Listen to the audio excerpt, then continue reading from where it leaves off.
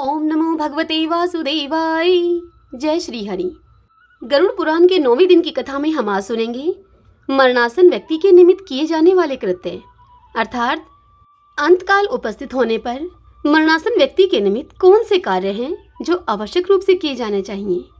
आज हम इस विशेष कथा का श्रवण करेंगे। गरुड़ जी श्री विष्णु भगवान से कहते हैं कि हे प्रभु, आपने आतुरकालिक दान के संदर्भ में भली भांति कहा, अब आप म्रियमाण अर्थात मरणासन व्यक्ति के लिए जो कुछ करना चाहिए वह मुझे बताइए। यह सुनकर श्री भगवान ने कहा गरुड़ जी से कि हे ताक्षर्य, जिस विधान से मनुष्य मरने पर सद्गति को प्राप्त करते हैं, शरीर त्याग करने की उस विधि को अब मैं तुमसे कहता हूँ। ध्यानपूर्वक सुनो। कर्म के संबंध से जब प्राणी अपना शरीर छोड़ने लगता है तो उस समय तुलसी के समीप गोबर से एक मंडल की रचना करनी चाहिए। वहां उस मंडल के ऊपर तिल बखेर करके कुशों को बिछाएं। तदंतर उनके ऊपर श्वेत वस्त्र के आसन पर शालिग्राम शिला को स्थापित करें। जहां पाप, दोष और भय को हरण करने वाली शालिग्राम शिला विद्यमान रहती है, उसके सन्निधान में मरने से प्राणी की मुक्ति सुनिश्चित है। जहां जगत के ताप का हरण करने वाली तुलसी वृक्ष की छाया है, वहां ऐसे स्थान पर मरने से तो सदैव मुक्ति ही होती है, जो मुक्ति दान आदि कर्मों से भी दुर्लभ है। जिसके घर में तुलसी वृक्ष के लिए स्थान बना हुआ है, वह घर तो साक्षात तीर्थ स्वरूप ही है। वहां यम के दूत प्रवेश नहीं करते हैं। तुलसी की मंजरी से युक्त होकर जो प्राणी अपने प्राणों का परित्याग करता है, वह ऐसा प्राणी यदि सैकड़ों पापों से भी लिप्त हो तो भी उसे यमराज नहीं देख सकते। तुलसी के दल को मुख में रखकर तिल और कुश के आसन पर मरने वाला व्यक्ति यदि पुत्रहीन हो तो भी निसंदेह वह विष्णुपुर को जाता है। हे ताक्षर्य, तीनों प्रकार के तिल, कुश और तुलसी, 3 प्रकार के तिल आपको मैंने कल बताया था, काले, सफेद और भूरे तिल। ये तीनों प्रकार के तिल, कुश और तुलसी, ये सब मृय प्राण प्राणी मरने वाले व्यक्ति को कहा जाता है। उस मरने वाले व्यक्ति को दुर्गति से बचा लेते हैं। यतः मेरे पसीने से तिल पैदा हुए हैं। हे ताक्षर्य, इसलिए ये तिल पवित्र हैं। असुर, दानव और दैत्य तिल को देखकर भाग जाते हैं।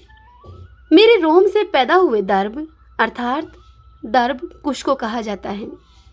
वह दर्भ मेरी विभूति है, इसीलिए उनके स्पर्श से ही मनुष्य को स्वर्ग की प्राप्ति होती है।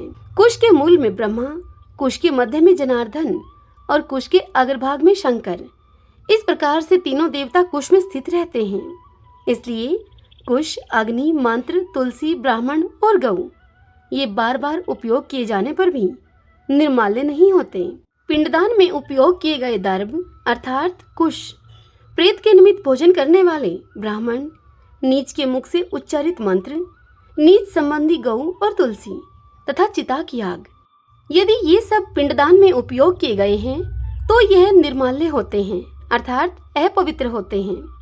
गोबर से लिपी हुई और कुश बिछाकर संस्कार की हुई पृथ्वी पर ही मरणासन व्यक्ति को स्थापित करना चाहिए।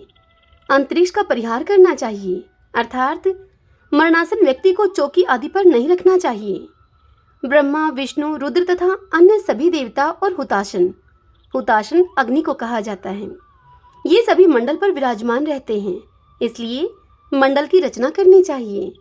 जो भूमि लेप रहित होती है अर्थात मल मूत्र आदि से रहित होती है, वह सर्वत्र पवित्र होती है। किंतु जो भूमि भाग कभी लिपा जा चुका है या फिर मल मूत्र आदि से दूषित है, वहां पुनः लीपने पर उसकी शुद्धि हो जाती है। बिना लिपी हुई भूमि पर और चारपाई आदि पर या फिर आकाश में या फिर भूमि की सतह से ऊपर राक्षस, पिशाच, भूत, प्रेत और यमदूत प्रविष्ट हो जाते हैं। इसीलिए भूमि पर मंडल बनाए बिना अग्निहोत्र, श्राद्ध, ब्राह्मण भोजन, देव पूजन और आतुर व्यक्ति का स्थापन नहीं करना चाहिए। इसीलिए लिपी हुई भूमि पर आतुर व्यक्ति को, यहाँ आतुर व्यक्ति मरणासन व्यक्ति को कहा जा रहा है, उस ऐसी लिपी हुई उस भूमि पर लिटाकर उस मरणासन व्यक्ति के मुख में स्वर्ण और रतन का प्रक्षेप करके शालिग्राम स्वरूपी भगवान विष्णु का पादोदक देना चाहिए। जो शालिग्राम शिला के जल को बिंदु मात्र भी पीता है, वह सभी पापों से मुक्त होकर वैकुंठ लोक में जाता है।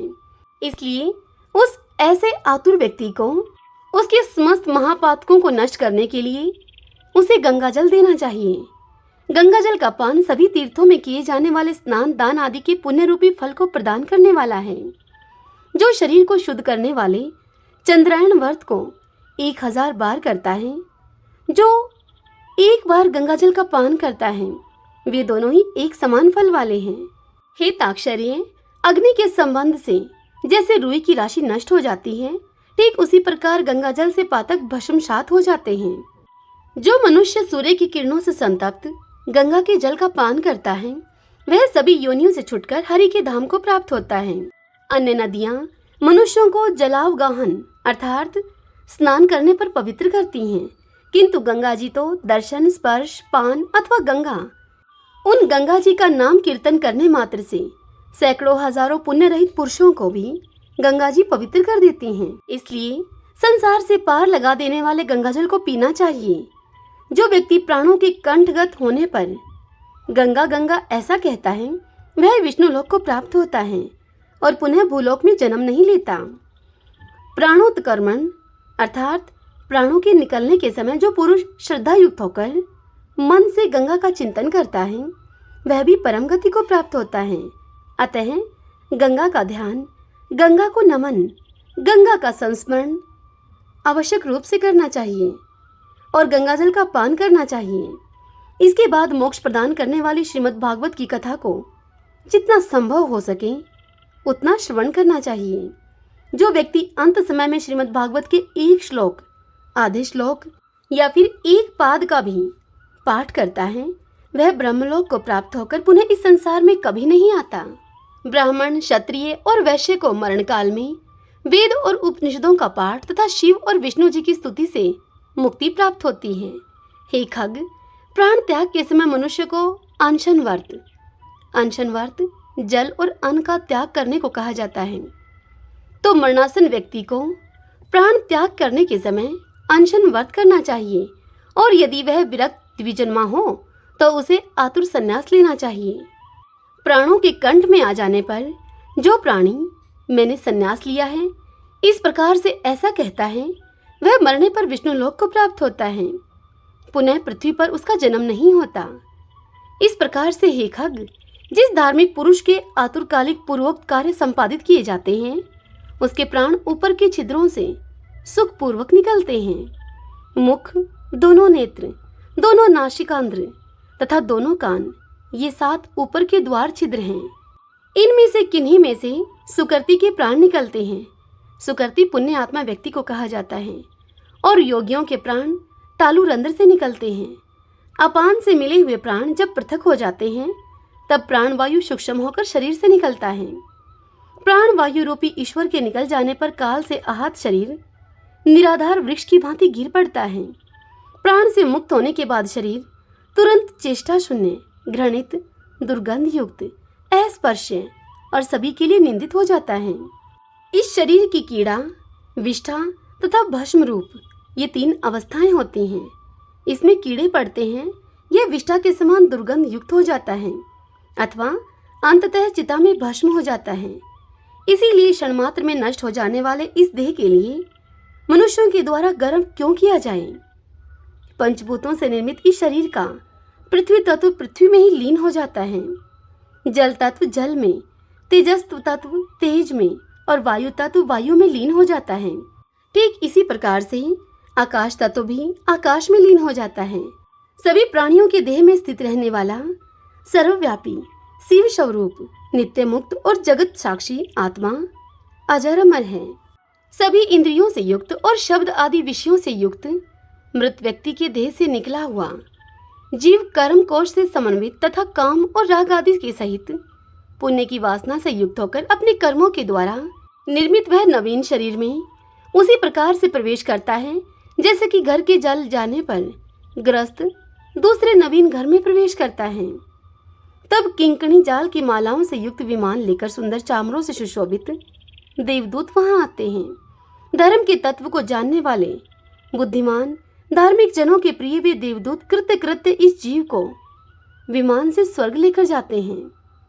सुंदर दिव्य देह को धारण करके, निर्मल वस्त्र और माल्य धारण करके, स्वर्ण और रत्नादि के आभरणों से युक्त होकर वह महानुभाव जीव दान के प्रभाव से देवताओं से पूजित होकर स्वर्ग को प्राप्त करता है। हरि ओम तत्सत।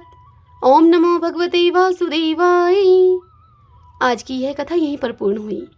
आशा करती हूँ आपके लिए यह कथा उपयोगी सिद्ध होगी। यदि ऐसा हो तो इस वीडियो को लाइक करें, अपने अपनों के साथ शेयर करें और कमेंट बॉक्स में जय श्री हरि लिखिए। हरे कृष्णा।